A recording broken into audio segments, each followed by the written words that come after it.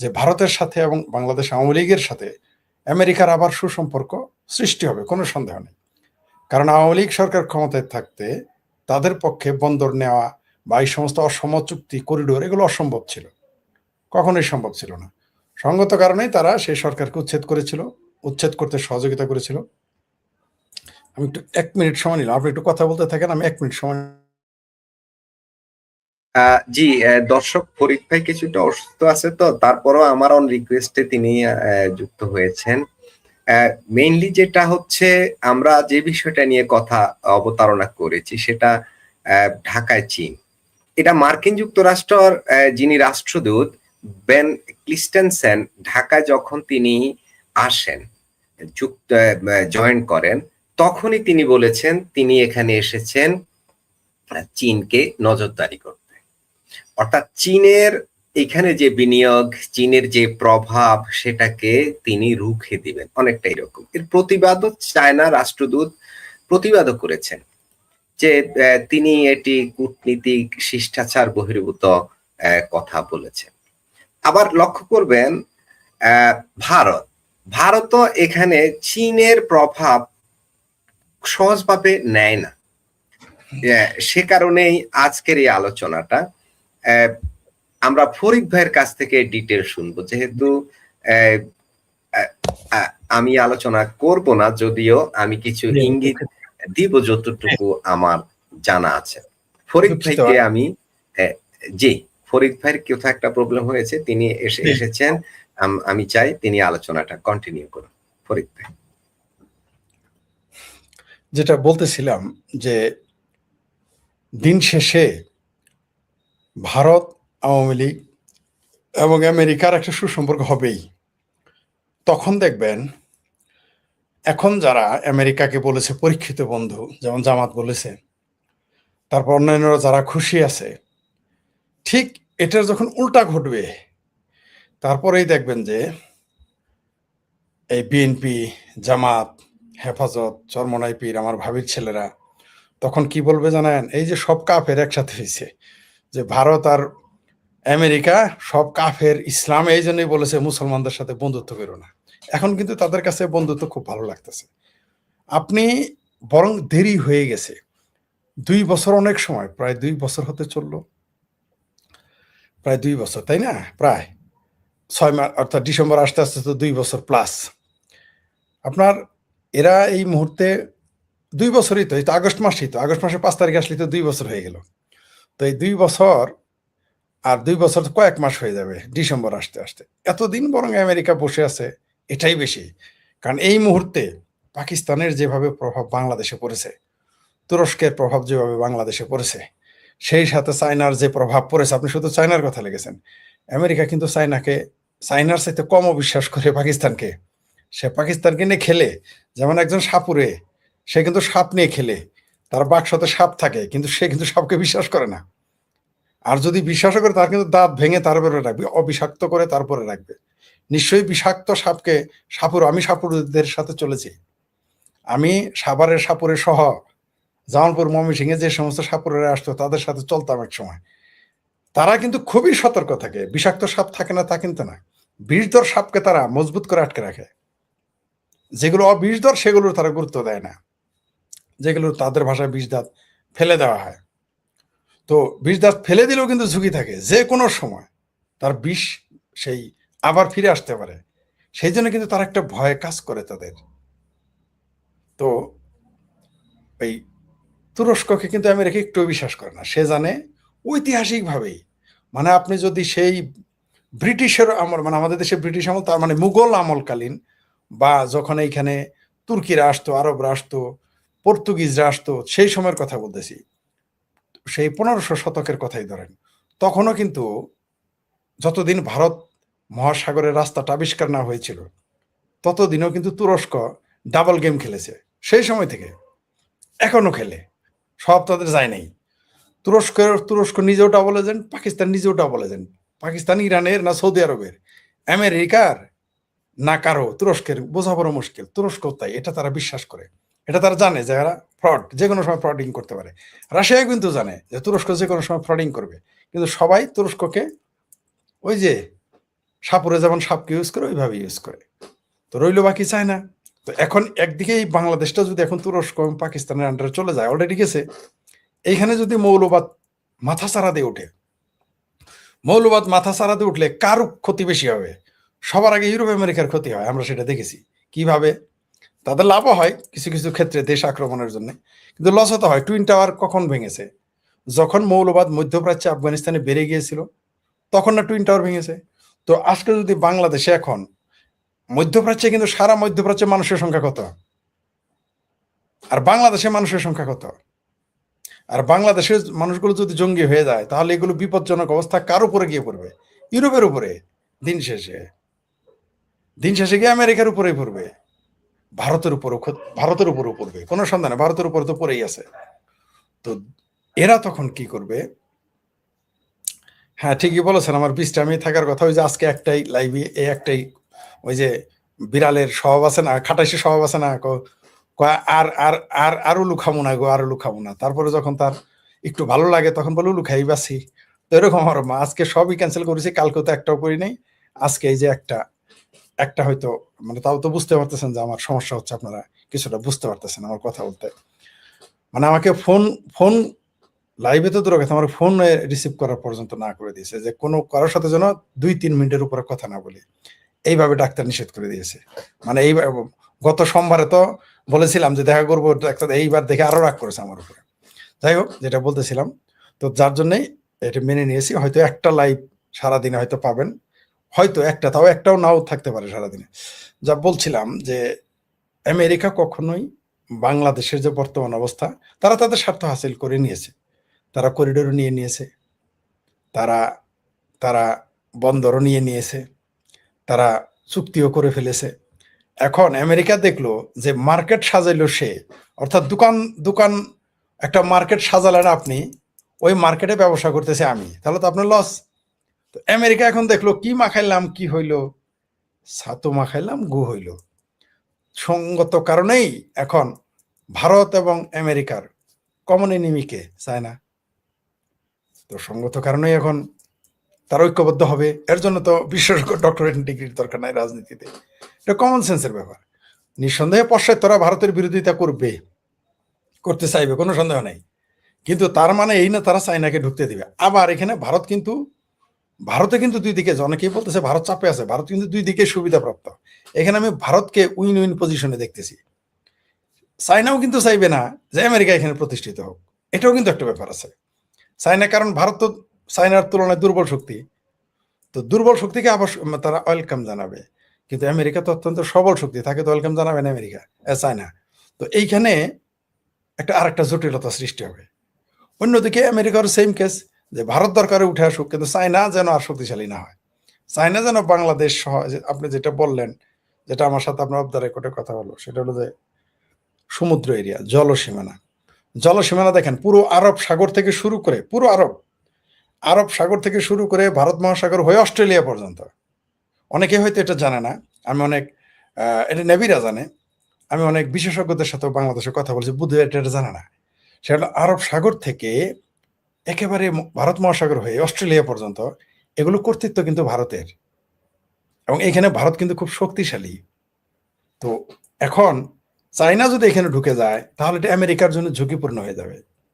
সঙ্গত কারণে আমেরিকা কোনো না কোনো একটা সময়, এই যে আপনি পাশ্চাত্যের কূটনীতিবিদদের দৌড়ঝাঁপ দেখতেছেন, সেটা আমেরিকার হোক ইউরোপের হোক, তারা যে বাংলাদেশ ভারত সহ বিভিন্ন জায়গায় দৌড়াচ্ছে। আমার ভাবির ছেলেদের কাছে কখনো যায় এই পাশ্চাত্যের রাষ্ট্রদূতেরা, কখনো মামুনুল হকের মতো জঙ্গির কাছে যায়, কখনো বাংলাদেশের ধর্মমন্ত্রী নোটিশ ছাড়াই নিজেই দেখা করতে যায় তাদের সাথে, কখনো বিএনপির সাথে দেখেন। আবার ওইদিকে যেটা শেষে লিখেছেন যে শেখ হাসিনা আপনি লিখেছেন, সবগুলোর সাথে একটা মিল আছে এখানে, কোথাও না কোথাও একটা বিনিশুতার মালা আছে। জননেত্রী শেখ হাসিনা বলতে পারতেন আমি আসবো, বা যেটা তিনি বলে এসেছেন যে আমি আসবো, এটা নিয়ে কত তারা ট্রল করেছে দেখলাম। বাংলাদেশে যত চিঙ্কুবাম আছে, বিএনপি জামাত হেফাজত বাবির পোলারা কত ট্রল করলো, কিন্তু যখন তিনি ডেট ফিক্সড দিলেন তখন বললেন আসতে দিব না। এখন আবার একটু সুর পাল্টেছে দেখলাম, যে অবশ্য আমি ফেসবুকে নাই, নিউজে নাই, দেখতে পারতেছি না, তাই অনেক কিছু জানি না। তো যতটুকু সংক্ষিপ্ত সময় দেখেছি তারা এখন বলতেছে শেখ হাসিনা আসলে জেলে ভরবে, তাকে ফাঁসি দিবে, কেউ বলতেছে ফাঁসির দড়ির সাথে নিয়ে আসেন, আগে বলছে ফাঁসির দড়ি তারা রেডি রেখেছে, এখন বলছে ফাঁসির দড়িও নিয়ে আসেন, কয়দিন পরে এটাও বলতে পারে যে আপনি জল্লাদও নিয়ে আসেন, এটাও বলতে পারে, কারণ অলরেডি বলে ফেলেছে কোনো কোনো নেতা। তো জননেত্রী শেখ হাসিনা কিন্তু আসলেই দড়ি নিয়ে আসবেন, জল্লাদও নিয়ে আসবেন। কাদের জন্যে? যারা জুলাই সন্ত্রাস ঘটিয়েছে, যারা মনে করতেছে জননেত্রী শেখ হাসিনা এইখানে ফাঁসি নেওয়ার জন্য আসতেছেন, আত্মসমর্পণ করার জন্য আসতেছেন। কোনো একজনকে কার যেন লেখা আমাকে দেখলাম একটু এক সময়, হঠাৎ করে নজরে পড়লো যে তিনি আসলে নাকি খালেদা জিয়ার মতো জেলে থাকবেন। খালেদা জিয়া আর শেখ হাসিনা এক না। ওই বিএনপি কে সিগারেটের বাইরে বেরোতে পারে নাই বলে শেখ হাসিনাকে আটকানোর পরে আওয়ামী লীগকে সিগারেটের মধ্যে থাকবে না। যতই তোমরা আওয়ামী লীগের অফিস দখল করাই করো, সেনাবাহিনী ব্যারাকে ফিরে গেলে, সেনাবাহিনী ব্যারাকে ফিরে গেলে, এই যে একজন এখানে লিখেছেন ভারত কোথায় নিম্ন শক্তি। ভাই চায়নার সাথে তো নিচু শক্তি নাকি? চায়না তো পরাশক্তি। নিচু শক্তি বলতে কি বুঝাইছি? আপনি কি বুঝলেন এখানে? সামরিক শক্তিতে চায়নার সমান না, এটা বুঝাইছি।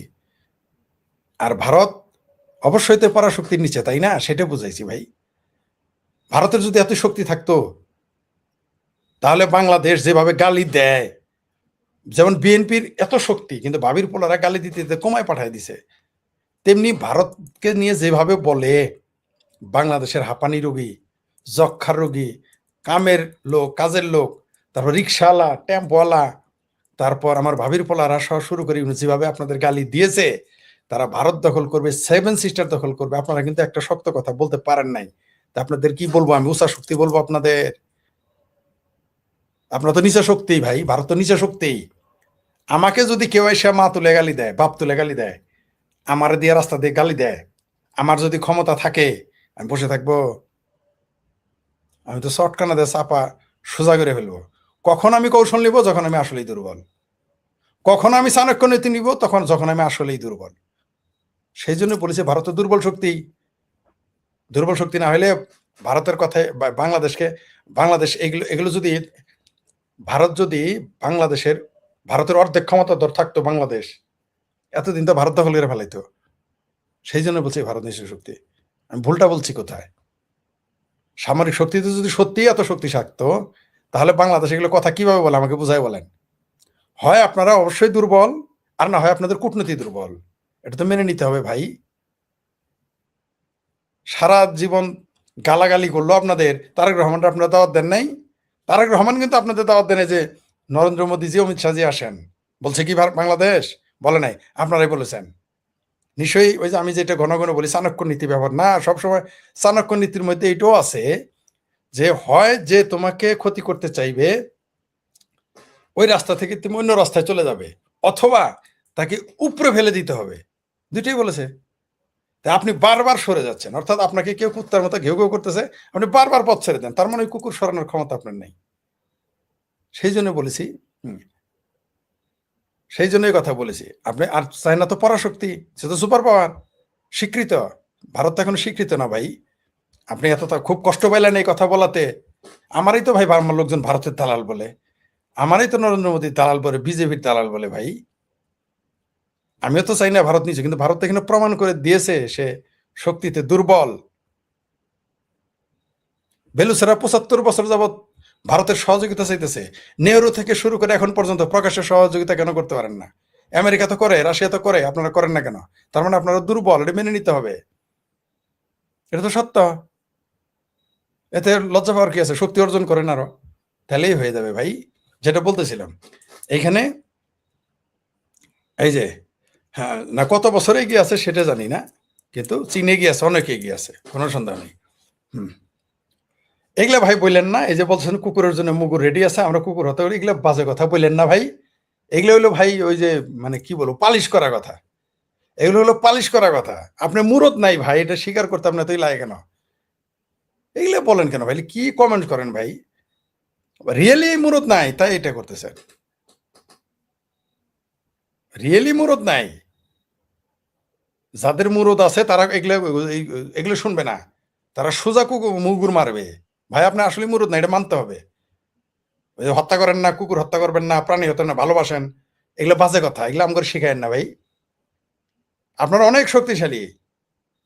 বাংলাদেশের হিন্দুদের কথা বাদ দিলাম, এরা অন্য দেশে থাকে, এরা বাংলাদেশের তৃতীয় শ্রেণীর নাগরিক হিসেবে থাকে, যদিও তারা স্বীকার করে না, তারা নিজেরাও স্বীকার করে না, এই দেশের সরকার স্বীকার করে না।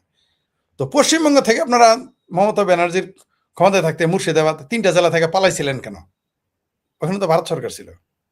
90 সালে কাশ্মীর থেকে 5 লক্ষ কাশ্মীরি পণ্ডিত পালায় আসছিল কেন? আর লক্ষ লক্ষ মানুষ মারা গিয়েছিল কেন? কি করেছেন আপনারা? এখানে এসে হ্যাঁ, এইখানে এসে উল্টাপাল্টা কথা বলেন, মানে নিজের খুব বীরত্ব দেখান, এগুলো আমাকে বুঝায় না। আপনি যে ভারতীয় না, আপনার সাথে আমি ভারত সম্পর্কে অনেক বেশি জানি। আমার শিখায়েন না ভাই। ভারত সম্পর্কে লেকচার আপনার সাথে আমি 10 ঘন্টা বেশি দিতে পারবো। ওগুলো আমার শিখে আপনার সামরিক শক্তি, আপনাদের কূটনীতি, বাংলাদেশে যারা সবচেয়ে বেশি পড়ে ভারত সম্পর্কে, আমি তাদের একজন। বলবো না যে আমি একা, আমি তাদের একজন ভাই। এগুলো বললেন না, এগুলো হয়তো বলে বলে মনে মনে মল কলা খায়েন না। ওই বিএনপিরও খুব ক্ষমতাধর, গালি দিতে দিতে না ক্ষমতা পাঠাই দিছে। আর আপনাদের, আমাদের দেশের হাঁটু ভাঙ্গা রুগী, গ্যাস্ট্রিকের রুগী, যক্ষার রুগী, কথা বলতে পারে না, তারা বলে 7 সিস্টার খাই ফেলবে, আপনার কোনো কথাই বলেন না, উত্তরই দেন না কোনো।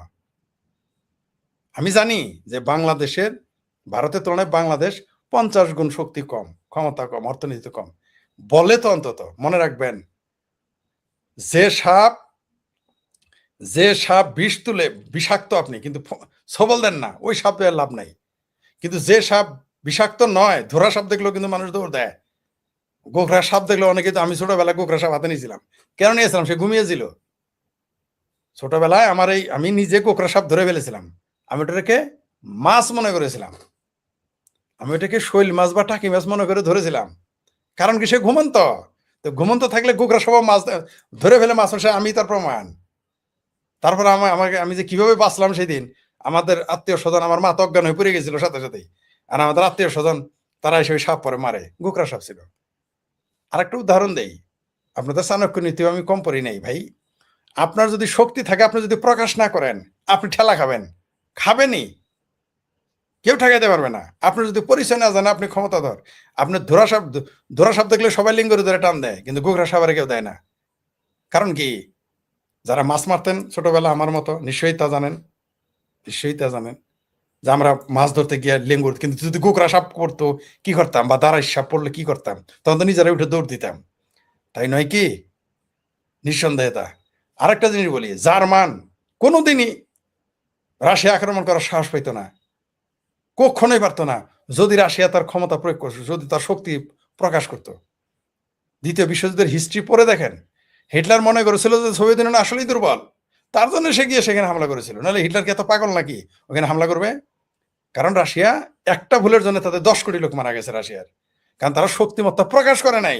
রাশিয়া জিতেছে, সোভিয়েত ইউনিয়ন জিতেছে, কিন্তু দ্বিতীয় বিশ্বযুদ্ধে মৈত্রী শক্তি হিসেবে তখন আমেরিকা ব্রিটেন মিলে হিটলার একটা দেশ, সেইখানে সে একজন, সে যে আক্রমণটা করলো, ইতিহাস পড়েন, শুধুমাত্র একটা ভুল, যে হ্যাঁ, শক্তি প্রকাশ না করার কারণেই হিটলার হামলা করেছিল। হিটলার যদি জানতো সোভিয়েত ইউনিয়ন এত শক্তিশালী, জীবনও যাইত না।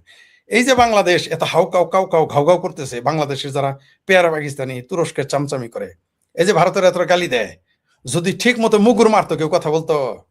কেউ বলতো না, কারণ জানে কিছু বলবে না বা করতে পারে না।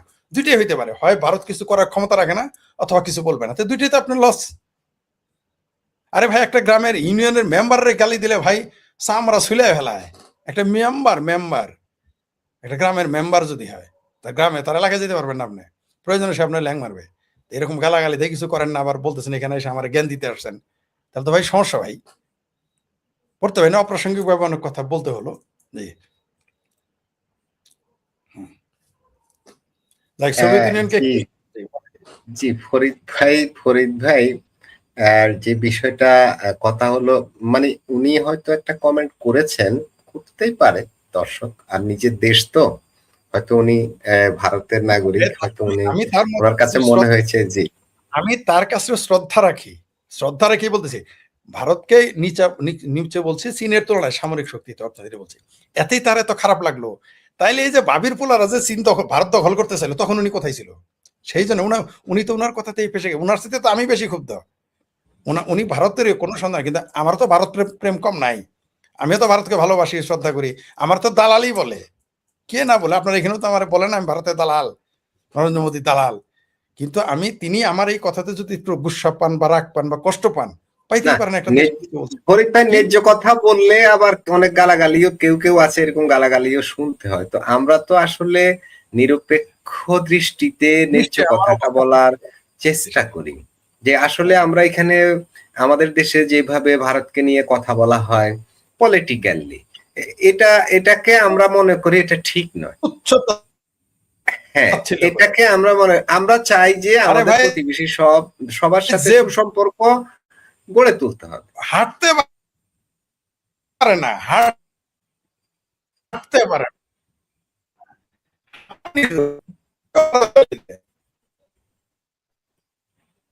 লাগবে, যেটা আমরা সরল সমীকরণে যেটা আমরা বুঝি। ফরিদ ভাই সার্জিও গোরের সাথে, সার্জিও গোর কিন্তু ভারতে নিযুক্ত মার্কিন রাষ্ট্রদূত, আবার দক্ষিণ ও মধ্য এশিয়া বিষয়ক বিশেষ দূত। তো এই সার্জিও গোরের সাথে আমাদের পররাষ্ট্রমন্ত্রী ডক্টর খলিলুর রহমানের বৈঠক চলছে এই মুহূর্তে। বৈঠকটা হয়তো এতক্ষণে শেষ হয়েছে কিনা আমার কাছে এখনো খবর আসেনি। বৈঠকটা আমরা যখন শুরু করি তখন বৈঠকটা কন্টিনিউ চলছিল। তার আগে ঢাকায় আসার আগেই গোরের সাথে খলিলের সাক্ষাৎ হয়েছিল ম্যানিলাতে আসিয়ান সম্মেলনে। সর্বপ্রথম তাদের মধ্যে ওখানে সাক্ষাৎ হয় এবং সেখানে কিছু কথা হয়, ঢাকা আসার বিষয়েও তথ্য আদান প্রদান হয়। এরপরেই তিনি এখানে আসেন।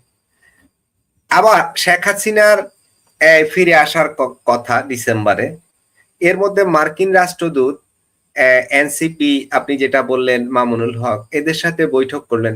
বৈঠকের পরেই এনসিপি আবার রাস্তায় নেমে একটা ঝামেলা শুরু করে দিয়েছে। এখন জায়গায় জায়গায় ওরা পিটুনিও খাচ্ছে, বিএনপি, ছাত্রদল, যুবদল, তারা এইভাবে ওদেরকেই অভিযুক্ত করছে যে ওরাই আক্রমণগুলো করছে। এই আক্রমণগুলো আওয়ামী লীগ, যুবলীগ, ছাত্রলীগ ওরা করছে না। তারা অভিযোগ করছে বিএনপি, ছাত্রদল, যুবদলের লোকেরাই আক্রমণগুলো তাদেরকে করছে। এই যে দেশের ভিতরে হঠাৎ অনেকগুলো ঘটনা ঘটে যাচ্ছে, এর মধ্যে রাষ্ট্রপতিকে পদত্যাগ করানো হলো। নতুন রাষ্ট্রপতি কে হবেন অনেক জল্পনা কল্পনা চলছে। সেনাপ্রধানের অনেকে কানাঘুষা করছেন, রাষ্ট্রপতির মতো সেনাপ্রধানেরও তেমন কিছু হওয়ার সম্ভাবনার কথা অনেকে বলছেন, কানাঘুষো করছেন, সত্যতা আছে কিনা আমি জানি না। এর মধ্যে শেখ হাসিনা ফিরতে চাচ্ছেন, তিনি বলছেন মেরে ফেললেও দেশে ফিরবো। এপিকে যে সাক্ষাৎকার তিনি দিয়েছেন, আপনার কি মনে হয় শেখ হাসিনা দেশে ফিরতে পারবেন? এই সিমটম গুলো কি বলে যে শেখ হাসিনা দেশে ফিরতে পারবে, বা ভারত কি তলে তলে কিছু করছে?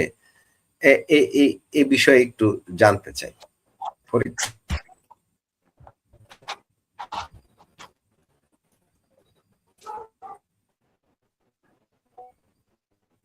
ফরিদ ভাই কি আমাকে শুনতে পাচ্ছেন?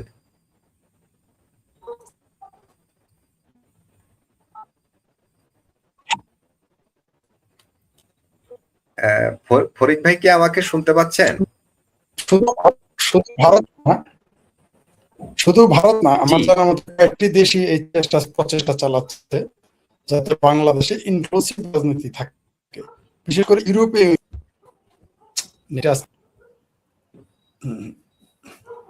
হ্যাঁ, আমি শুনতে পাচ্ছি আপনাকে। আপনি আমাকে শুনতে পাচ্ছেন? জি জি বলুন, শুনতে পাচ্ছি। সেটা হলো যে ভারত শুধুমাত্র যে ভারতে চেষ্টা করতেছে তা না, শুধু যে ভারত চেষ্টা করতেছে তা না, আপনার কয়েকটি দেশই চেষ্টা করতেছে। কারণ বাংলাদেশে যদি গণতান্ত্রিক ব্যবস্থা ফিরে না আসে, বাংলাদেশে যদি গণতান্ত্রিক সব দলের রাজনৈতিক অংশগ্রহণ না থাকে, তাহলে এই দেশ তো এমনিতে মৌলবাদের খপ্পরে পড়ে গেছে, এখানে মৌলবাদ খুব শক্তিশালী হবে। সেই জন্য সারা পৃথিবীর বিভিন্ন দেশ, শুধু আমেরিকা না বা ভারত না, শুধু আমেরিকা নিজেও চিন্তিত।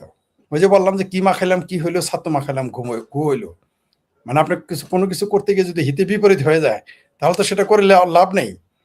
বাংলাদেশে মৌলবাদ যদি শক্তিশালী ঘাঁটিতে পরিণত হয় বাংলাদেশটা, তাহলে এটাতে কোনো না কোনো ভাবে ভারত তো লসে যাবেই, এটাতে ইউরোপ আমেরিকাকে লসের মুখোমুখি হতেই হবে, টুডে অর টুমরো। এটা তারা বুঝতে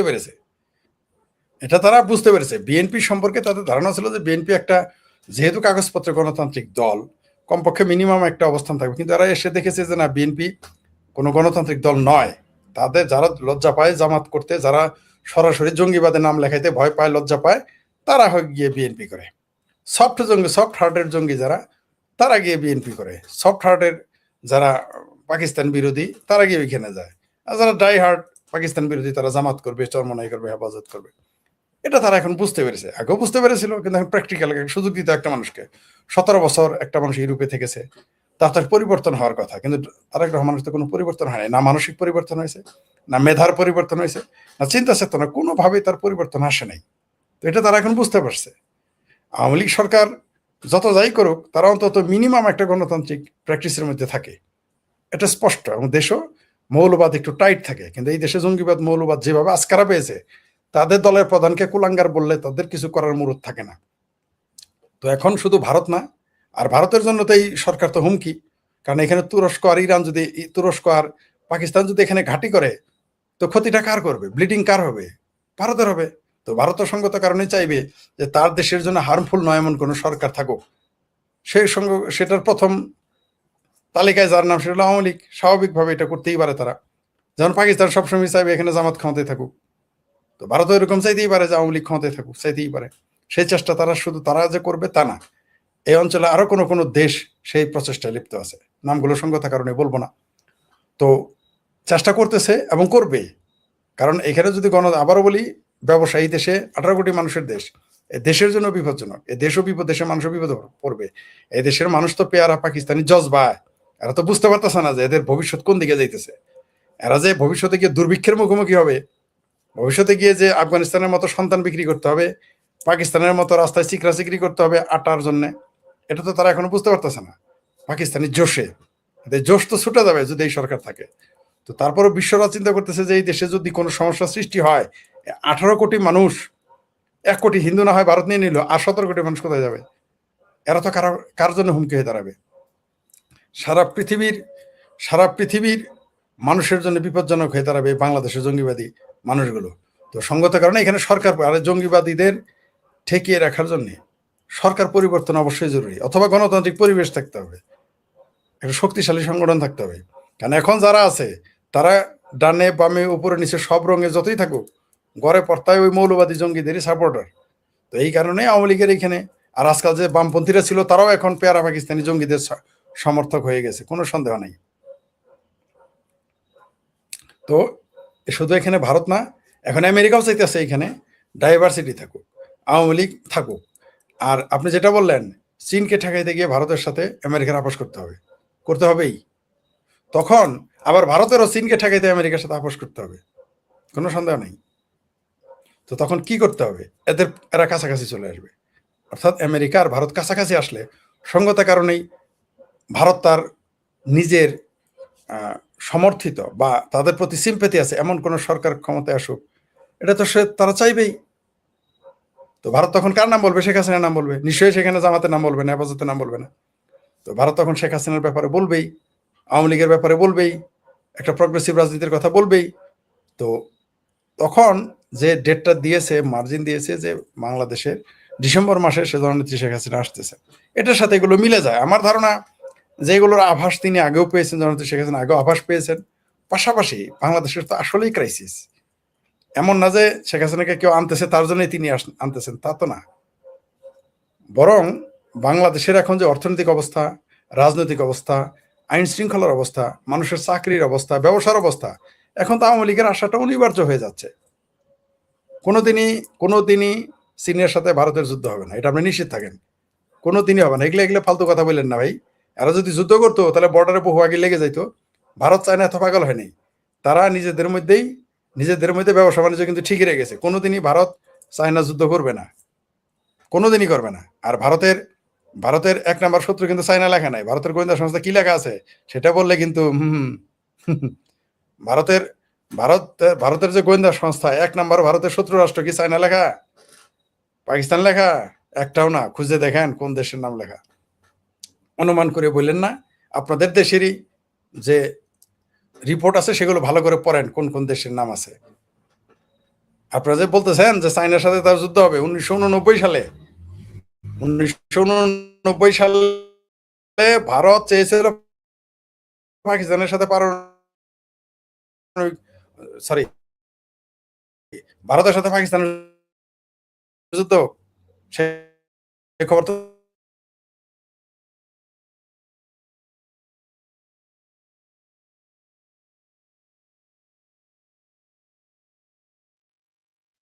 জি, ফরিদ ভাইয়ের কি সমস্যা হচ্ছে লাইনে? ফরিদ ভাইয়ের সম্ভবত ওখানে নেট সমস্যা হচ্ছে, আমার ডাউট। সম্ভবত আমার ওখানে নেট সমস্যা হচ্ছে, নেটওয়ার্কটা দুর্বল থাকতে পারে। দুর্বল সিগন্যাল হলে অনেক সময় এরকম হয়, সেটা হয়। যাই হোক, যেটা বলছিলাম, ফরিদ ভাইয়ের অ্যাবসেন্টে আমি দু একটা কথা বলি, তো আপনাদের ভালো লাগে কিনা আমি জানি না। যেটা আমাদের এক দর্শকও কমেন্ট করেছেন যে চীনের প্রাণ ভোমরা হচ্ছে মালাক্কা প্রণালী, আর মালাক্কা প্রণালীর পূর্ণ নিয়ন্ত্রণ হচ্ছে ভারতের হাতে। তার মানে কি? তার মানে ভারত চীনের গলাটা চিপে ধরে আছে। এটা চীন ঠিকই বুঝে। আর চীন ভারত যুদ্ধ হলে চীন কি কঠিন বিপদটায় পড়বে, এটা তো খুব সহজে বোঝা যাচ্ছে, তাই না? শুধু ম্যাপটা নিয়ে বসলে ক্লিয়ার বোঝা যায়। আর চীন গুতগুতি করছে কোন দিক দিয়া বাইপাস করা যায়, অর্থাৎ মালাক্কা দিয়ে না গিয়ে আর কোথাও দিয়ে যাওয়ার কোনো সুযোগ তৈরি করা যায় কিনা।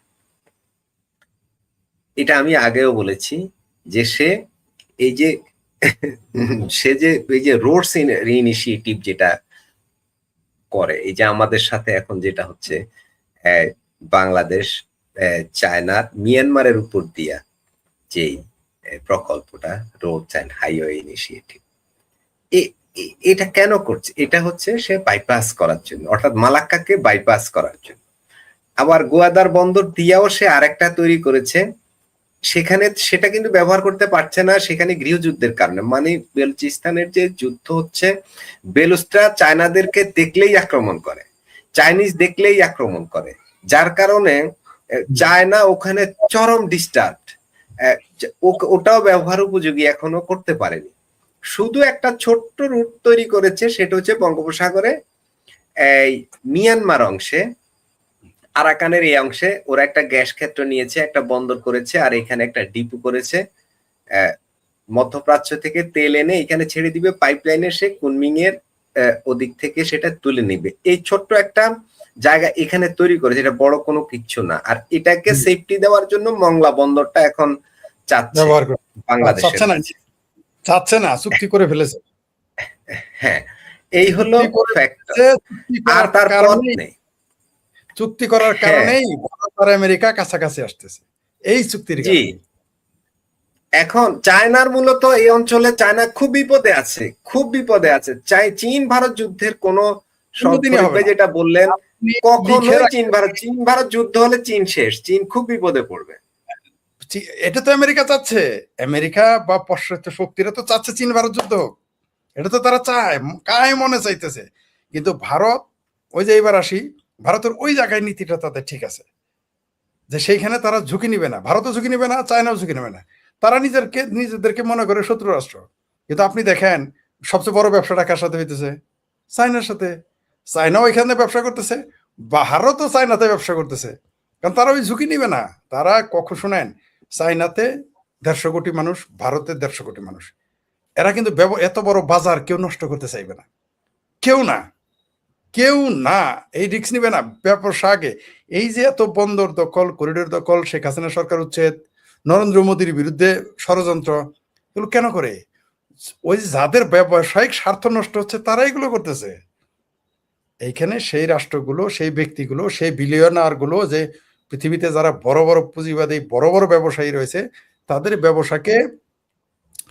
ব্যবসাতে সমস্যা হচ্ছে বলেই তো সরকারের উত্থান পতন এটা ঘটায়। শেখ হাসিনাকে কেন উত্থান পতন ঘটাইলো? কারণ এইখানে ব্যবসা করতেছে কি? রাশিয়া, চায়না, ভারত, আমেরিকার লস, তাই সরকার উচ্ছেদ করে দিয়েছে, বক্তব্য পরিষ্কার। সুতরাং এইখানে ভারত পাকিস্তান যুদ্ধ, ভারত আর চায়নার যুদ্ধ হবে এটাই মনে করি না। জি জি, ফরিদ ভাই, যে বিষয়টা, আরেকটা বিষয় যেটা আসলে আলোচনা দরকার আছে, সেটা হচ্ছে পাকিস্তানের প্রতিরক্ষা মন্ত্রী খাজা আসিফ একটা ভয়ঙ্কর মন্তব্য করেছেন পাকিস্তান অধিকৃত কাশ্মীরিদের নিয়ে। আপনি শুনেছেন কিনা আমি জানি না। তিনি বলেছেন তারাও ভারতের মতো আমাদের শত্রু। নিজের দেশের মানুষকে বলছে তারাও ভারতকে তারা যেমন শত্রু ভাবে, কাশ্মীরের মানুষকেও তারা শত্রু ভাবে। তাহলে কাশ্মীরেও তাদের সাথে আদৌ কি থাকবে? শেষ পর্যন্ত কি সেই সময় ঘনিয়ে আসছে বেরিয়ে যাওয়ার? এখন তারাই তো বলতেছে, তাদের মন্ত্রী খাজা আসিফি বলতেছে তারা ভারতীয়র মতো শত্রু। আবার সেই কাশ্মীরি পাকিস্তান অকুপাইড কাশ্মীরে যারা আছে তারা বলতেছে যে তারা ভারতের সাথে বিলয় হইতে চায়। তো বোঝাই যাইতেছে কেউ কারোর সাথে থাকবে না। আর এই ভারতে অধিকৃত যে পাকিস্তান অধিকৃত যে কাশ্মীর, সেইখানে ভারতের যে যুদ্ধ করার পর যে অংশটা দখল করে নিয়েছে, যে অংশটুকু দখল করে নিয়েছে পাকিস্তান, সেইটুকু ওদের তো বুঝিয়েছিল যে তোমরা পাকিস্তানের বিরুদ্ধে, ভারতের বিরুদ্ধে যুদ্ধ করবা, দখল করবা, স্বাধীন রাষ্ট্র হবা। আমি কিন্তু শুরু থেকে, এখন না, যখন মানুষ ওটা আজাদ কাশ্মীর বলতো আমি হাসতাম। আমি খোঁজ নিয়েছি, ওইখানে খোঁজ নিয়ে জেনেছি যে ওইখানে কাশ্মীরিদের কাশ্মীরি ভাষায় কথা বলতে দেয় না পাকিস্তানিরা। কিন্তু এটা নিয়ে কোনো বুদ্ধিজীবী কোনোদিন কথা বলেই না, এখনই বলে না, মাইরে ফেললেই বলে না, আর তাদের ভাষা বাদ দিলে বলবে, তখনই বুঝতে পারছে যারা বাটপার। পাকিস্তান এই কাশ্মীরিদের ব্যবহার করে ভারতকে ক্ষতিগ্রস্ত করতে চেয়েছিল। এটা আফগানিরা যেমন বুঝে ফেলেছে যে পাকিস্তানিরা আমেরিকার সাথে যুদ্ধের নাম করে আর এখানে ব্যবসা করেছে, তো এই কাশ্মীরিরা এখন বুঝে ফেলেছে, পাকিস্তান অধিকৃত কাশ্মীরে বুঝে ফেলেছে পিওকেতে যে এরা আসলে এই কাশ্মীরদের নিয়ে ব্যবসা করে। এটা ব্যবসা করে, এটা ওই পাকিস্তান অধিকৃত কাশ্মীর লোকজন বুঝে ফেলেছে। তো তারা তো এখন তার হাতে থাকবে না।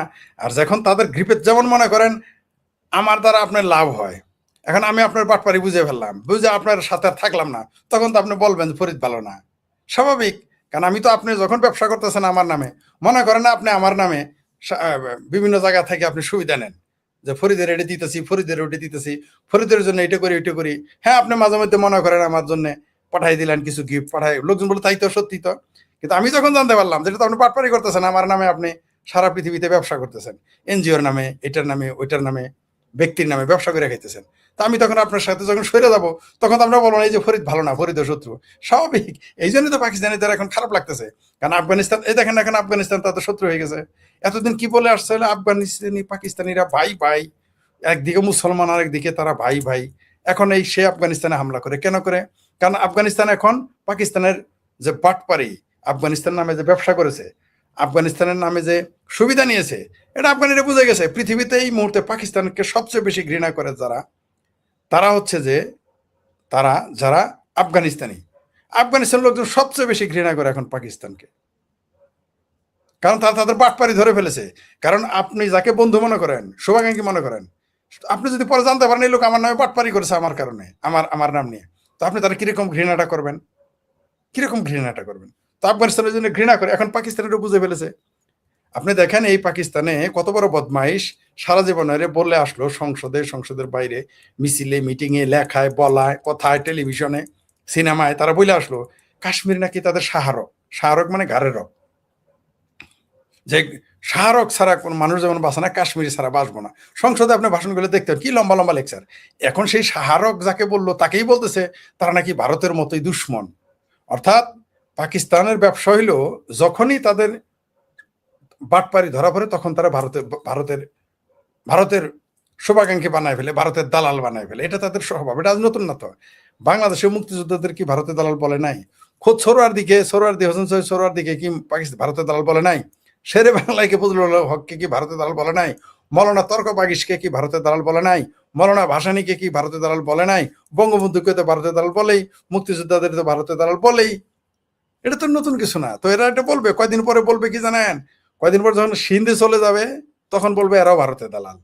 থাকবে শুধু পাঞ্জাব, তা পাঞ্জাব আধা। এছাড়া তো পাকিস্তানের ভবিষ্যৎ কখনোই ভালো হতে পারে না। কারণ সে সারা জীবন অন্যান্য দেশের অন্যান্য দেশের ক্ষতি করে আসছে। এবার পাকিস্তান নিজের ফাঁদে পড়ে গেছে। পাকিস্তান ফ্রাঙ্কেস্টাইন তৈরি করেছে অন্যকে গিলে খাওয়ার জন্য। এখন সেই ফ্রাঙ্কেস্টাইন গুলো পাকিস্তানকে গিলে খাবে, এটাই স্বাভাবিক। কারণ তাদের পাপের 16 কলা বহু আগে পূর্ণ হয়ে গেছে। এই পাকিস্তান হচ্ছে দক্ষিণ এশিয়ার ক্যান্সার, আর সারা পৃথিবীর জন্য হচ্ছে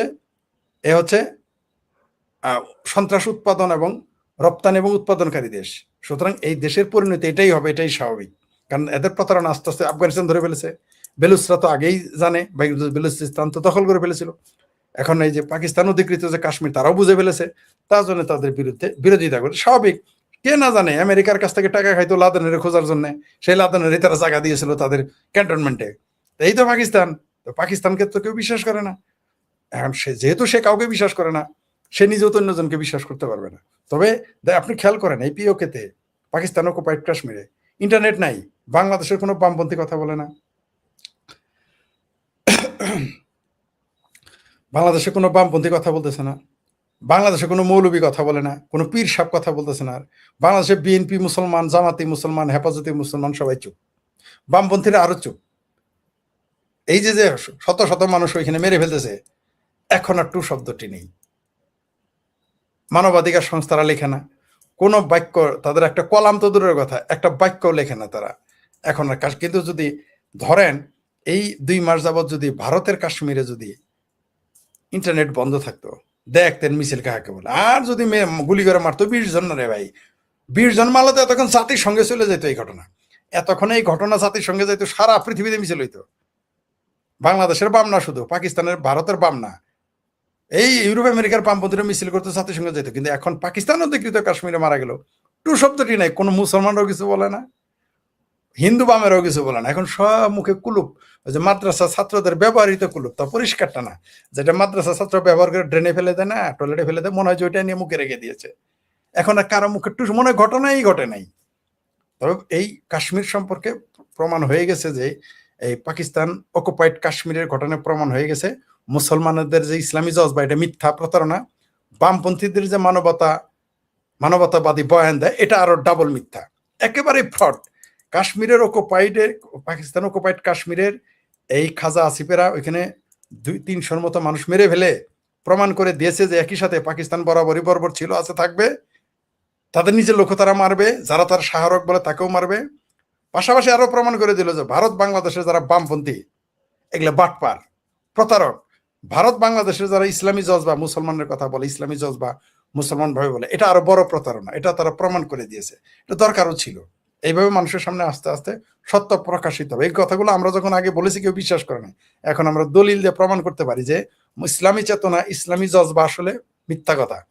বামপন্থীদের মানবতাবাদের যে লাফালাফি চিল্লাচিল্লি, ওই আপনার পল্টন মোড়ে, তারপর শাহবাগে, এটা একটা বুঝে ফেলেছে এখন।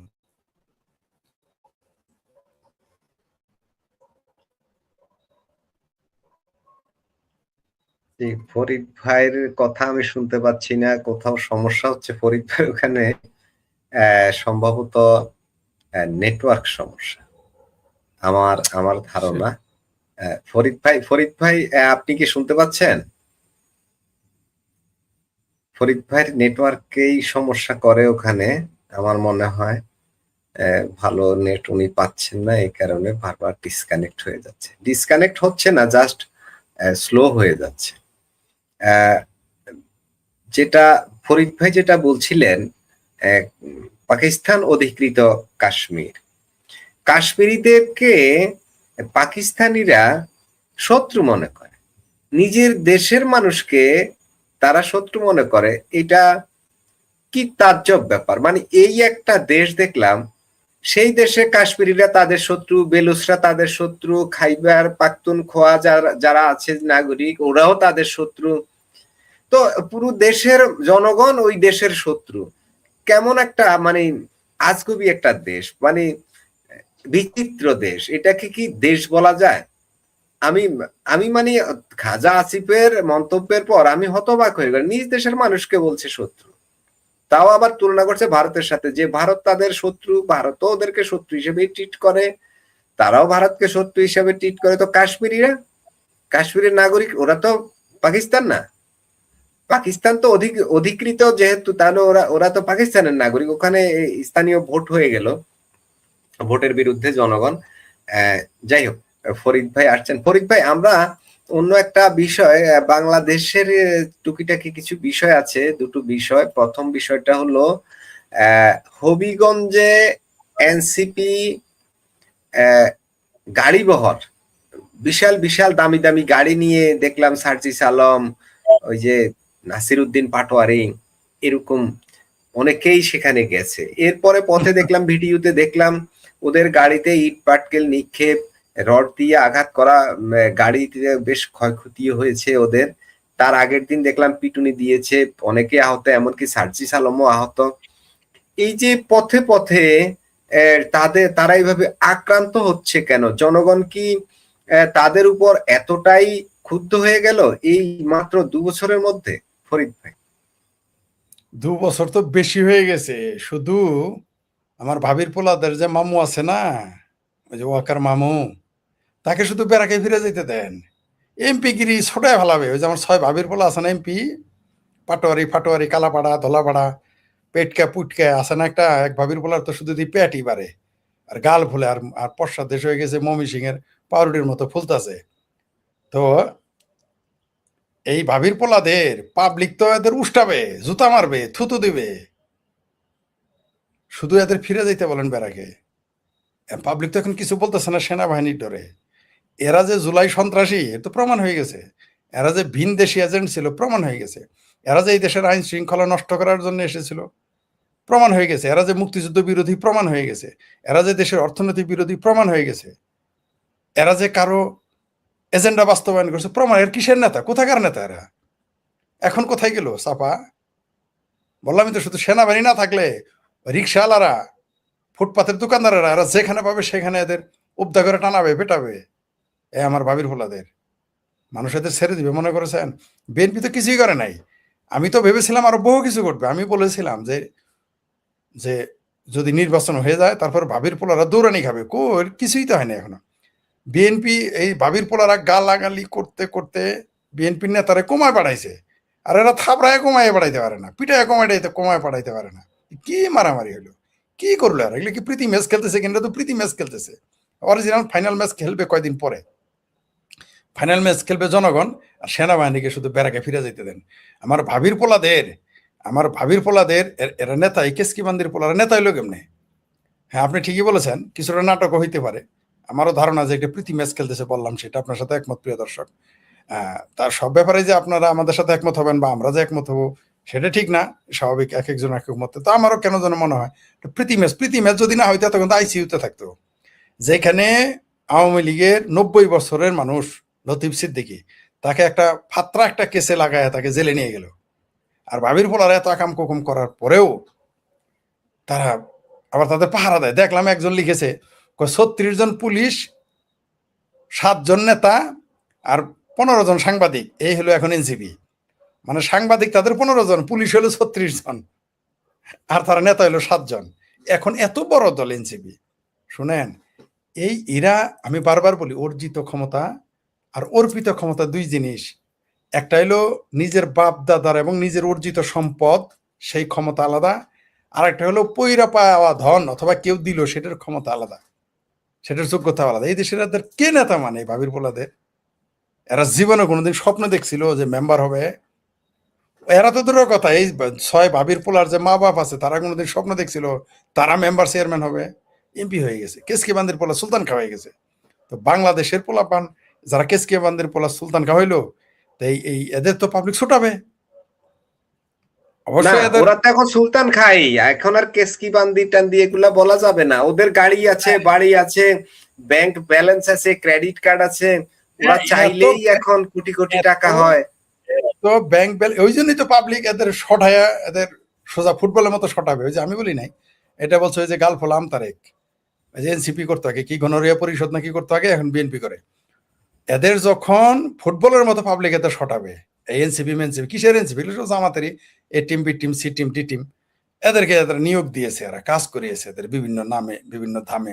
কারণ জামাতের টিকটিকি, জামাত হলো সেই টিকটিকি যারা বিভিন্ন জায়গায় আন্ডা পারে, সেগুলো এখন ফুটেছে, সেগুলো একটা এনসি। পাবলিক এত তো ফুটবলের মতো সরাবে। আর বললেন টাকা পয়সা, আওয়ামী লীগের মধ্যেও কম টাকা আলা ছিল না, আওয়ামী লীগের মধ্যেও কম গাড়ি আলা ছিল না। তো তাদের মতো বাঘ সিংহ যদি খুঁজে না পাওয়া যায়, এরকম তেলচোরা টিকটিকি, তারপরে চড়াই পাখি, এদের আপনি খুঁজে পাবেন।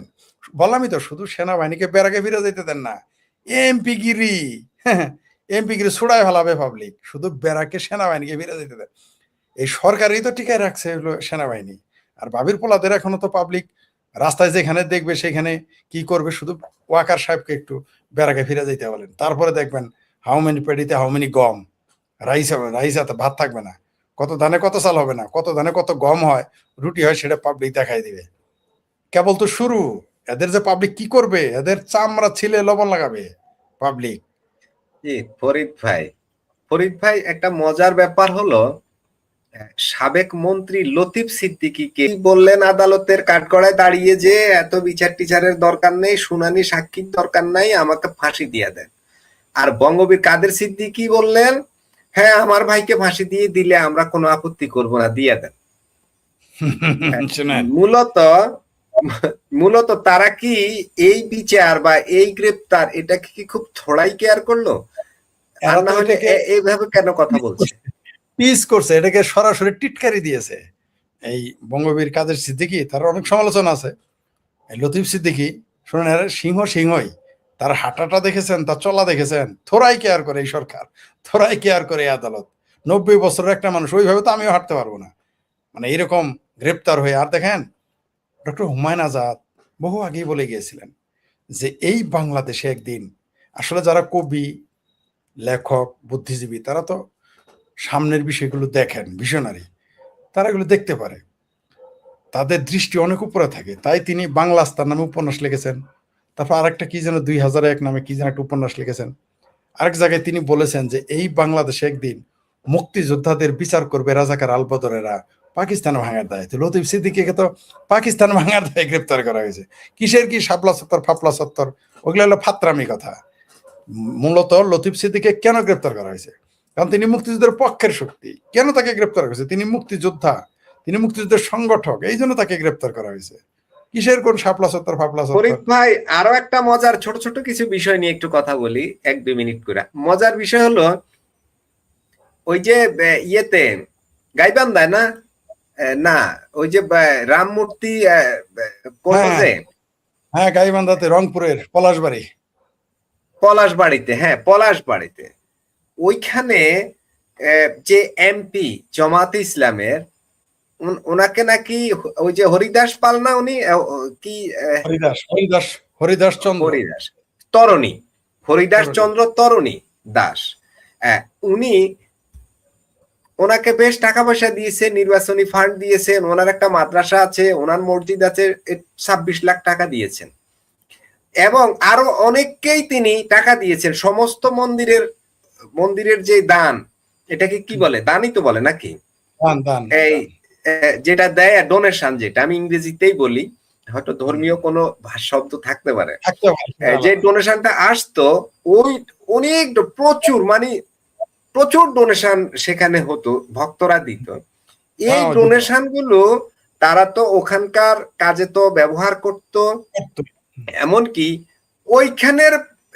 ওইখানের যে মাদ্রাসা, ওইখানের যে মসজিদ, ধর্মীয় অর্থাৎ ইসলাম ধর্মের নানা বিষয়ও এই টাকাগুলো, এই মন্দিরের টাকা, এই মূর্তির টাকা ব্যবহার হতো। পরিষ্কার কথা হলো এটা, যেটা এই তাকে যখন জিজ্ঞাসাবাদ করা হয় তখনও তিনি বলেছেন। এমনকি তিনি গ্রেপ্তারের আগে যখন বিভিন্ন চ্যানেলে সাক্ষাৎকার দিয়েছেন তখনও এই বিষয় নিয়ে কথা বলেছেন। এগুলো নিয়ে কেউ মানে প্রতিবাদ করে না, এবং সেখানে অনেক লোক চাকরি করে, কাজ করে, মুসলিমের সংখ্যায় সেখানে অনেক বেশি, 100 কতজন মুসলিম আছে যারা ওখানে কাজ করে, যারা ব্যবসা করে খায়, সেখানেও ম্যাক্সিমাম হচ্ছে মুসলিম। আজকে আবার আরেকটা খবরে দেখলাম, ভারতীয় গরু নিয়ে জামাতে ইসলাম আর বিএনপির মধ্যে মারামারি। মানে ভারতীয় গরু, মানে ভারত থেকে গরু আসছে, কিছু একটা আছে, চাঁদা টাদা বা নানা কিছু একটা আছে সেখানে। গরু চুরি, গরু পাচারের যে টাকার ভাগ, সেটা নিয়ে বিএনপি জামাত লেগে গেছে। হ্যাঁ, অনেকটা পাচার। আপনি সীমান্ত এলাকার মানুষ, আপনি বলতে পারেন, আমি সীমান্ত থেকে বহুদূর, আমার সীমান্ত এলাকার অভিজ্ঞতা নেই। এই হলো ব্যাপার না, আমি কথাটা তুলেছিলাম যে মন্দিরের টাকা, মূর্তির উদ্দেশ্যে তো টাকাগুলা দেওয়া, নাকি ওই যে রাম বিগ্রহ যেটা 81 ফুট উচ্চতা করার কথা, তো সেখানে একটা অংশ আপনি নির্বাচনী ফান্ডে নিলেন আল্লাহর রাস্তায়, তারপরে আপনি মসজিদের জন্য নিলেন আল্লাহর রাস্তায়, আপনি মাদ্রাসার জন্য নিলেন আল্লাহর রাস্তায়, সেটা হালাল হয়ে গেল, শুধু ওই মূর্তিটা এখন ভাঙার জন্য এত পেরেশান কেন? এখন কি সম্ভবত তরুণী দাস এখন কি টাকা দেওয়া বন্ধ করে দিয়েছে নাকি? কি মনে হয়? 2 মিনিট এই বিষয়ে একটু মন্তব্য করবেন। আসলে এই বিষয়টা আর বলতে চাচ্ছিলাম, যেহেতু মনে করাই দিলেন। শুনেন, টাকার কোনো রং নাই। টাকা যেদিক থেকে চাটবেন সেখানে মধু আর মধু। টাকা নিতে আপনি দেখেন না, জামাতেরা কি ব্যবসা করে না? ব্যাংকের আগে কি লিখেছে? প্রত্যেক ব্যাংকের দেয়ালে দেয়ালে লেখা দেখবেন, আল্লাহ ব্যবসাকে করেছেন হালাল, সুদকে করেছেন হারাম। এই ঘোষণা দিয়ে কি তারা সুদ খাইতেছে না? এদের পক্ষে সবই সম্ভব। আর তরণী দাসের টাকা খাবে না তাতে কি আর এখন তাদের লজ্জা নাই? এখন যেটা মন্দিরের ভগবান ভগবান রামের মূর্তি বানানোর জন্য যে টাকা দিল, তারপর ওইখানে আমিও দিতে চেয়েছিলাম হাসপাতালের জন্য। কারণ তরণী দাস বলেছিল এখানে হাসপাতাল করবে, আমি তাকে 1 লক্ষ টাকা দিতে চেয়েছিলাম। ঠিক আছে? কারণ আমি বলেছিলাম যে এটা কিন্তু হাসপাতালেতে ব্যয় হবে, এটা বলেছিলাম। উনি বলেছিলেন না, আমাকে আপনার টাকা দিতে হবে না, আমি খুব খুশি হয়েছি যে আপনি ভিডিও করেছেন, এতে আমি খুশি। এবং অনেক ভক্তরা এসে বলেছে যে আপনার ভিডিও দেখার পরে এতে আমি অনেক খুশি, এটা বলেছিল। এই গ্রেপ্তার হওয়ার আগেও তিনি বলেছিলেন, একদিন আগে রাতেই এই কথা বলেছেন। যাই, যেটা বলতেছিলাম আপনার, যে এইখানে টাকা জামাতের এইরকমই টাকার গন্ধ বড় আরাম, বুঝতে পারছেন? এই যে আপনার মনে থাকার কথা, আওয়ামী লীগের আমলে যে কক্সবাজার থেকে বদির নামে যে আন্দোলন চলতো, শুধু বদির দোষ হইতো ইয়াবা বিক্রি করে। ওইখানে তো জামাত, বিএনপি, আওয়ামী লীগ সহ আরে হেফাজতের নেতারা পর্যন্ত ওই ভাগা পাইতো। আপনি খোঁজ নেন আমার কথা সত্য কিনা, যে বদির আমলে তখন কিন্তু শুধু আওয়ামী লীগ না, ওখানকার সব জাতীয় পার্টি এমনকি জামাত ইয়াবার ব্যবসায় জড়িত ছিল। কারণ সে রাতারাতি ওই এলাকার লোক ইয়াবা বিক্রি করে ধনী হয়ে, তখন টাকা যাচ্ছিল ওটা। বরং এখন আওয়ামী লীগের লোক পায় না। আওয়ামী লীগের আমলে কিন্তু জামাতের লোক ইয়াবার টাকার ভাগা পাইতো, বিএনপি ভাগা পাইতো, জামাত, চিন্তা করে দেখেন, মৌলবীরাও ভাগা পাইতো। তো যেটা আমি বললাম, টাকার টাকার প্রেম সবারই আছে। ইসলামের ইতিহাস পড়ে দেখেন, সব মূর্তি ভারতে ভাঙতে বলতো, কিন্তু যখন সোনার মূর্তি পাইতো বলতো ওটা ভাঙানো, ওটা নিয়ে এসে পড়ো। কেন ওটা ভাঙলো না কেন? কারণ সোনার মূর্তির তো অর্থের, ইসলামের ইতিহাসের যে কোনো ছাত্র তো এটা জানে যে ইসলামের ইতিহাসে সব মুসলমানেরা বলতো তারা ছিল বুত শিকঞ্জ, মানে মূর্তি তাদের উপাদেই ছিল মূর্তি ধ্বংসকারী, বিরাট বড় পেয়ারা মুসলমান। স্বর্ণের মূর্তি পাইলেই বলতো নিয়ে আসো, আরব আইনে জমা দাও, ইরাক আইনে জমা দাও, তুরস্ক আইনে জমা দাও। কি বুঝলেন? সেনাপতিদের এই নির্দেশ থাকতো। তো তো ওইখানে তরণী দাসের কাছ থেকে টাকা নিবে, হরিদাস চন্দ্র পালের কাছ থেকে, হরিদাস চন্দ্র দাসের কাছ থেকে টাকা নিবে, এটাই তো স্বাভাবিক। তাকে ভয় দেখায় টাকা নিত, ভালো কাজ মানে কেউ শখ করে টাকা নিত, ডর দেখায় টাকা নিত, কেউ বিভিন্ন প্রস্তাব দিয়ে টাকা নিত, এটাই স্বাভাবিক। তো এখন ওটা আর হারাম হয়নি। আপনি দেখেন না যে গার্মেন্টসের কর্মীদের জামাতের হুজুরেরা, হেফাজতের হুজুরেরা বেশ্যা বলে পর্যন্ত গালি দেয়, যে যারা চাকরি করে তারা বেশ্যা। কিন্তু জামাত ওই গার্মেন্টসের মহিলাদের টাকা নিয়ে কিন্তু মসজিদ বানায়, চাঁদা নেওয়ার সময় কিন্তু ঠিকই দৌড় দেয়, মৌলবীরা ছাত্র পাঠায় দেয় ওই জায়গায়, পাঠায় না? তো তরণী দাস খারাপ, তার মূর্তি খারাপ, তার টাকা ভালো, তার টাকার খুব মধু। জি ফরিদ ভাই, আমরা তো আমরা ভেবেছিলাম অনেক কম সময়ে শেষ করব, কিন্তু হলো না। কয়েকটা কমেন্ট একটু দেখি, 1 মিনিট 2 মিনিট করে যদি বলা যায়, অথবা আমরা একটু পড়ে দেই কমেন্ট গুলো। অনেক কমেন্ট তো, সবগুলো তো নিতে পারি না, তাহলে আজ রাতে শেষ হবে না। ফরিদ ভাইকে শতভাগ সাপোর্ট করছি, কিন্তু তিনি যা বলেছেন তার জন্য কংগ্রেসই দায়ী। ওই যে ভারতের কম শক্তি এরকম যে বলছিলেন কিছু একটা, ওই প্রসঙ্গে উনি এই মন্তব্যটা করেছেন। হতে পারে, তার সাথে আমি সম্পূর্ণ একমত না, তবে আংশিক একমত। এর জন্য প্রধানত কংগ্রেস দায়ী, এটা বললে আমি মেনে নিতে। শুধু কংগ্রেস দায়ী বলবো না, প্রধানত কংগ্রেস দায়ী, কম বেশি সবাই দায়ী। জি ধন্যবাদ। কংগ্রেসের সময় তো ভারতের অর্থনীতিটাও অতটা স্ট্রং ছিল না, আজকের মতো তো ছিল না, সে বিষয়টাও তো মাথায় রাখতে হবে। আরেকটা কমেন্ট করলেন, অদূর ভবিষ্যতে চীন আর ভারত কোল্ড ওয়ার হবে, এটা আমার নিজস্ব মত। কোল্ড ওয়ার এটা হতে পারে নাকি? এটা কোল্ড ওয়ার হতে পারে, কিন্তু ওয়ার হবে না ভাই। আমি আপনার কমেন্ট আগেও দেখেছি, কোল্ড ওয়ার থাকতে পারে, কোল্ড ওয়ার বিভিন্ন জায়গায় থাকতে পারে, কোল্ড ওয়ার তো থাকবেই, তাদের যুদ্ধ তো থাকবে একটা। যেমন মনে করেন কালকে যদি বাংলাদেশ হঠাৎ করে সিঙ্গাপুরের মতো ধনী হয়ে যায়, তখন ভারতের সাথে বাংলাদেশে একটা ঠান্ডা যুদ্ধ চলবে, এটা স্বাভাবিক। ভারত আজকে উপরে উঠতেছে বলেই তো আমেরিকার সাথে দ্বন্দ্ব। ভারত ধনী হচ্ছে বলে আমেরিকার সাথে দ্বন্দ্ব কেন? শুধু চায়নার সাথে না, আমেরিকার সাথে দ্বন্দ্বের কি কারণ? যে ভারত দ্রুত ধনী হয়ে যাচ্ছে, ভারত শক্তিশালী হচ্ছে। সেই জন্যই তো। ভারত যদি দরিদ্র থাকতো, দুর্বল, হ্যাঁ, কেউ সে কিছু ধনী হয়ে গেলে সে তো আমার উপর নির্ভর করবে না, সে আমার আছে। কথা শুনবে না, তাকে গরিব রাখতে হবে। যেমন আমরা একটু উঠতেছিলাম, এখন আমাদের থাপড়াইয়া মাথা নামাই দিতেছে যে তুই আমার কথা শুনতে হবে বেটা, আমি যা বলি তা শুনবি। হ্যাঁ, এই জন্য আমাদেরকে পরিকল্পিতভাবে আমরা পিছিয়ে তো যেতে আর হবে। আর উঠতে পারলাম। মাহাথির মোহাম্মদ বলছিলেন, কি মনে আছে, যে একটা দেশ উঠে যাচ্ছিল, থামিয়ে দেয়া হলো। 5 হ্যাঁ, হ্যাঁ, আগস্টের সত্য। পরে মাহাথির মোহাম্মদ মন্তব্য করেছিলেন। সত্য, এটা তো সত্য। আরেকটা দেশটা উঠে কমেন্ট দেখি। মাসুদ ভাইয়ের প্রশ্নের ধরন প্রশংসনীয়, ফরিদ ভাইয়ের আলোচনার গভীরতা একদম পরিপক্ক। জি, ধন্যবাদ প্রশংসা করার জন্য। দর্শক আরেকজন কমেন্ট করলেন, ফরিদ ভাই বুরকিনা ফাসো এর লিডারকে নিয়ে কিছু বলুন। ফরিদ ভাই, বুরকিনা ফাসোতে তো একটা ঘটনা ঘটে গেছে, সেখানে ওটা মুসলিম কান্ট্রি, কিন্তু ওখানে প্রচুর মানুষ না, আমাদের দেশের মতো এইরকম মুসলমান সেখানে।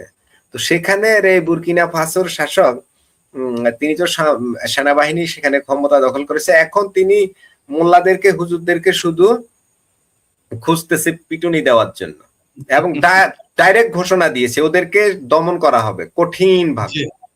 যে ইব্রাহিম কাউরে নাকি রাউরে, ইব্রাহিম রাউরে নাকি এখন কি বাইতুল মোকাররমের উত্তর গেটে কি একটা মিটিং দেওয়া যায়? তা দিবে না। ওটা পাকিস্তান হইলে, ওটা ভারতের হইলে না দিত। শুনেন, এই ইব্রাহিমকে নিয়ে এর প্রতিবাদে কি বাইতুল মোকাররমের উত্তর গেটে এই শুক্রবারে কি আমরা কি একটা মিটিং দিতে পারি আগামীকাল? করতে বলেন, শুনেন, করতে বলেন। এরা এরা এদের কাছ থেকে বামপন্থীদের শিক্ষা নেওয়া উচিত, এবং বাংলাদেশের মুসলমানদের শিক্ষা নেওয়া উচিত। শুনেন, ভুট্টো একবার বলছিল যে মোল্লাদের দিয়ে তিনি বুট পালিশ করাবেন। এই বেনজির ভুট্টোর বাপ বলেছিল। কম কম দুঃখেই কথা বলে নাই, কম দুঃখেই কথা বলে নাই। এই ভুট্টো বলেছিল যে মোল্লাদের দিয়ে বুট পালিশ করানো লাগবে। সেই জন্য কিন্তু দেখবেন ওই সব ভুট্টোর যখন ফাঁসি হয়, মোল্লারা খুব খুশি হয়েছিল। এই ইব্রাহিম রাউরে নাকি কাউরে অর্জনে আপনার অর্জনে খুব খুশি ছিল। এখানে কিছুদিন আগে একটা মন্তব্য করেছিল, হাই রে, দেখলাম বামপন্থীরাও এর নিয়ে লাফালাফি করে, মুসলমানরাও বাংলাদেশে লাফালাফি করে। মনে মনে হাসতাম। আজকে সোজা করে দিয়েছে না, একেবারে সোজা। এখন দেখবেন সে তাদের কাছে বিলেন হয়ে গেছে, বামপন্থীদের কাছে এখন বিলেন। কারণ ওই যে মৌলবীদের সমালোচনা করছে। ইব্রাহিম রাউরে স্ট্রেট বলে দিয়েছে যে সৌদি আরব থেকে আইসা মোল্লাগিরি শিখে এখানে লামা যাবি, তুমি এখানে এখানে তুমি সালাফি মতবাদ চালাবা, ওই ইসলাম আমাদের দরকার নাই। উনি বলেছে যে ইসলাম এই সংস্কৃতিকে ধ্বংস করে, যে ইসলাম হত্যা সন্ত্রাস দেখে, ওই ইসলাম আমার দরকার নেই। স্ট্রেট বলে দিছে। এবং বলেছে যারা মৌলবীরা পরে আসবে তাদের ঘেটি ধরে বের করে দিবে, জেলে ঢুকাবে। শুধু তাই না, বাংলাদেশে তো 560টা মসজিদ আওয়ামী লীগ সরকার তারা নিজের টাকায় করেছে, বাংলাদেশ সরকারের টাকা।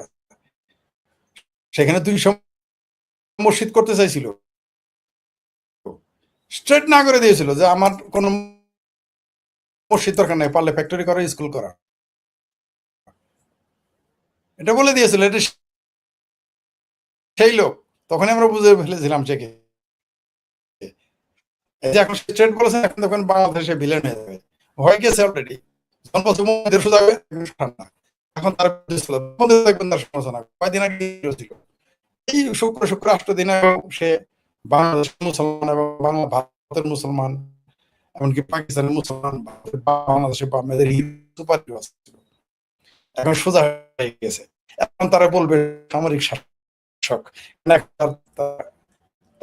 গ্রিপে নাই, এখন গ্রিপে নাই, এবং এটা আসলে সে সোজা করবে। এবং যখন দেখবেন সে ইব্রাহিমের যদি এই কথা ঠিক, তাহলে ঠিক থাকবে। যেখানে মোল্লারা যাবে সেখানে সমস্যা হয়েছে। সারা পৃথিবীতে যেখানে মোল্লাতন্ত্র কায়েম হয়েছে, ওই দেশ থাকতে পাকিস্তান ধ্বংস হয়ে গেছে, আফগানিস্তান ধ্বংস হয়ে গেছে, ইয়েমেন ধ্বংস হয়ে গেছে। বাংলাদেশ একটু উঠতেছিল, পাকিস্তান সংসদ আপনি যেটা বলেন মতের মোহাম্মদ বরাদর, আজকে আমাদের তো বিকেলা, তার জন্য এই অবস্থা। জি, ধন্যবাদ। ফরিদ ভাই, আরেকটা কমেন্ট আমরা দেখিনি ভাই। ভবিষ্যতে জাপান, রাশিয়া, চীন ও ভারত মিলে বিশ্বকে নেতৃত্ব মিলিয়ে নিয়েন ফরিদ ভাই। না না না, মনে মনে মন কলা খাওয়া। 30 বছর যাবত এই কথা শুনতেছি। তখন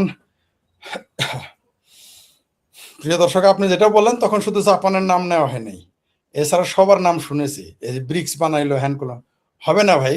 আমেরিকার এগেইনস্টে এত সহজে যেতে পারবেন না, কারণ তাদের অর্থনৈতিক ভিত্তি, তাদের রাজনৈতিক ভিত্তি অনেক শক্তিশালী। এত সহজে। আরেকটা কমেন্ট করলেন, চীনের প্রাণভোমরা ভারতের কাছে আছে, মালাক্কা প্রণালী দিয়ে চীনের 90% ব্যবসা হয়, আর মালাক্কা প্রণালী ভারতের হাতে। হ্যাঁ, এই বিষয়ে তো আমরা আলোচনা করেছি। হ্যাঁ, আর একটা কমেন্ট দেখি, আপনার বিশ্লেষণ অত্যন্ত যুক্তিগ্রাহ্য, সুতরাং কে কি বললো তাতে কিছু মনে করবেন না। সব দেশেই কিছু মানুষ আছে যাদের কাছে আবেগের প্রাধান্য বেশি, যুক্তি কম। হ্যাঁ, আমি কথা আমি ঠিক আছে। একটু বলে দিই এটা নিয়ে। সেটা হলো, যারাই আমাদের সাথে দ্বিমত করেন তাদের মতের প্রতি আমাদের শ্রদ্ধা রয়েছে, এবং প্রত্যেক শ্রদ্ধা মানুষের আছে, জি। শ্রদ্ধা অবশ্যই থাকবে। ইভেন কি আমাকে যদি আপনি 180 ডিগ্রি উল্টে বলেন যে আমি ভুল, তাতেও আমাদের আপত্তি নেই। বরং আমাদের যদি ভুল ধরিয়ে দেন, আমরা আরো গবেষণা করব, সেটা নিয়ে কথা বলবো, কিন্তু আমরা চেষ্টা করি সঠিক তথ্যটা, সঠিক পরিস্থিতি তুলে ধরা। আবেগ যুক্তি অবশ্যই, দেশপ্রেমের কাছে অবশ্যই আবেগ বেশি, নিঃসন্দেহে, সেখানে যুক্তি কাজ করে না। ধর্মের ব্যাপারে তো আরো আবেগ যুক্তি বেশি কাজ করে না। তো এগুলো সত্য কিছু অপেক্ষা, কিন্তু আমরা চেষ্টা করি মানুষকে এটা তুলে ধরার জন্য। তবে দেশ কিন্তু টিকে থাকে আবেগ দিয়েই, এটাও সত্য, এটাও মেনে নিতে হবে। তাই সবার প্রতি আমাদের মতের প্রতি শ্রদ্ধা আছে। গালি দেওয়া ছাড়া, সরাসরি কেউ গালি করা ছাড়া তাদের মতের প্রতি আমাদের শ্রদ্ধা ছিল, আছে এবং থাকবে। জি, ধন্যবাদ। আরেকজন বললেন, ভাই ডিসেম্বরের আগেই তো মাঠ ফাঁকা হয়ে যাবে, এটা ওই শেখ হাসিনার আগমন প্রসঙ্গে এই কমেন্টটা সম্ভবত তিনি করেছেন। দেশ ওইদিকেই যাচ্ছে, ডিসেম্বরের আগে মাঠ ফাঁকা হয়ে যাবে, আমারও তাই মনে হয়। আরেকজন বললেন, চীন ভারত যুদ্ধ লাগলে ভারত মহাসাগর দিয়ে চায়নার তেলবাহী জাহাজ একটাও ফেরত যেতে পারবে না, অনেকটা এরকম কিছু বলতে চেয়েছেন সম্ভবত। এটা চীন ভারত ভাই যুদ্ধ হবে না ভাই, চীন ভারত যুদ্ধ হলে দুই দেশের যুদ্ধ হবে না, কারণ এখানে চীন এই জায়গায় চীন কিন্তু ধরা আছে, ভারতের সাথে সে ব্যালেন্স করবে। চীন হইলো জামাল ফিরে পাগলা, ভারত ব্যবসার ব্যাপারে জামাল ফিরে পাগলা। ডিমের হালি তিনটাই কিনবে, তিনটাই বেচবে, মানে তিনটাই কিনবে, পাঁচটাই বেচবে, এরকম না ভাই। ডিমের হালি ওইখানে গিয়ে তারা উল্টা হবে। আমাদের জামাল ফিরে পাগলা কি করে, ডিমের হালি পাঁচটায় কিনে তিনটা বেচে, মানে এর মানে হইলো, গল্প দিয়ে বোঝায় তারা নিজের স্বার্থটা বুঝে। চীন ব্যবসা ছাড়া কিছু বুঝে না, মনে রাখবেন। চীন ব্যবসা ছাড়া ভারতের সাথে এক কদম আগে। সারা পৃথিবীতে চীন যদি আপনারা গালি দেয় তাও ব্যবসা, গালি খাইলেও ব্যবসা। ভারতও সেটা বুঝে, ভারত এখন আস্তে আস্তে ব্যবসায়িক চিন্তার দিকে যাচ্ছে। যেমন ভারত কি কারণে ব্যবসা বললাম, ভারতও ব্যবসা বুঝে। এই যে বাংলাদেশে যে ভিসা দিল এত গালাগালি করার পরেও, এই যে ভারতের এত বেজ্জতি করার পরেও তারেক রহমানকে আমন্ত্রণ জানাইছে ভারত সরকার। আমি হলে তা করতাম না, ভারত তা করেছে। কেন করেছে? ব্যবসা। কি কারণে? কারণ ওই যে অলরেডি রাশিয়া প্রস্তাব দিয়েছে যে ভারতের রুপিতে, মানে আমি পরে হিসাব করে পাই না যে নরেন্দ্র মোদী কেন তারেক রহমানকে ইনভাইট করলেন, আমার মাথায় ঢুকে না। আমি 48 ঘন্টায় চিন্তাটা করেছি, পরে বুঝতে পারলাম দাল মে কুছ কই তো কুছ তো হ্যাঁ। পরে গিয়ে দেখি রাশিয়া বললো যে আমি ভারতের রুপিতে লেনদেন করব, ডলারে নয়। এখন বুঝতে পারছেন তার মানে কি ভারত ইয়ার ইউক্রেন যুদ্ধের প্রথম দিকে তো ভারতীয় রুপিতে আমরা পরিশোধ করছি না রাশিয়াকে, শেখ হাসিনার সময়ে, এবং ভারতের সাথেও আমরা রুপিতে লেনদেনের চুক্তি হয়েছে বাংলাদেশের সাথে তখন, যাতে ডলার ইউজ করা না লাগে। ডলার সংকট হয়ে গেলে কি করব, কি করবে? হ্যাঁ, হয় না, কখনো কখনো তো মার্কিন যুক্তরাষ্ট্রকে তো চাপে রাখতে হয়, কখনো কখনো ছোট হইলেও তো দিতে হয় একটু, না? আরেকটা কমেন্ট দেয়, চীন ভারত যুদ্ধ হলে দুই দেশের ক্ষতি হবে, দুটোই পারমাণবিক শক্তিধর। ক্ষতি তো যুদ্ধ হলে, জি ফরিদ ভাই, ক্ষতি তো যুদ্ধ দুই দেশেরই হবে, পারমাণবিক ব্যবহার কেউ করবে না, এটা নিয়ে ভাববার কোনো কারণ নেই। পাকিস্তানের মতো বর্বর অশিক্ষিত জঙ্গি রাষ্ট্র যখন পারমাণবিক বোমা এখনো ব্যবহার করে নাই, তো সভ্য রাষ্ট্রগুলো পারমাণবিক বোমা ব্যবহার করবে? কখনোই করবে না, পারতপক্ষে করবে না আমার পৃথিবীতে। আমার মনে হচ্ছে ফরিদা, একটা ভবিষ্যৎবাণী করি বা করি না, জাস্ট আমি ভাবি সবসময় যে পারমাণবিক অস্ত্র যদি পৃথিবীতে ব্যবহার করে তাহলে আমেরিকাই করবে, আর কেউ কখনোই করবে না, একান্ত নিজে আক্রান্ত না হলে। কেউ সেটা করবে। আপনার সাথে একমত আমি, আপনার সাথে। আরেকটা কাশ্মীর স্বাধীন হোক, এটা আমিও চাই, কিন্তু তারা স্বাধীন হলে তাদের সার্বভৌমত্ব তারা রক্ষা করতে পারবে না, যে কোনো ভাবেই পারবে না। এটা কেমন কমেন্ট হলো?